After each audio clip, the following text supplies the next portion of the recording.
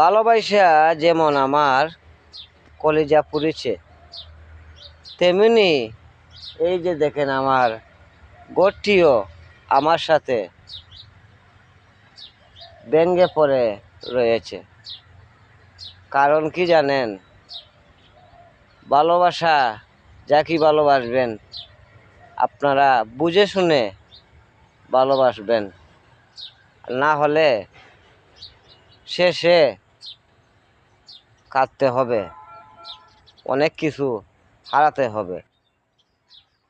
তাই ভালোবাসা করার আগে একটি জিনিস বুঝে শুনে ভালোবাসার মানুষকে মন দিবেন, না হলে আমার মতন আমার যেরকম মনটি ভেঙেছে তেমনি আমার ঘরটিও ভেঙে পড়ে রয়েছে।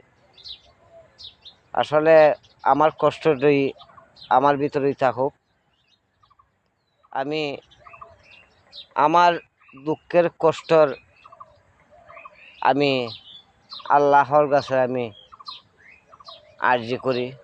উনি যদি একদিন না একদিন আমার মনটাকে এবং মনের মানুষটিকে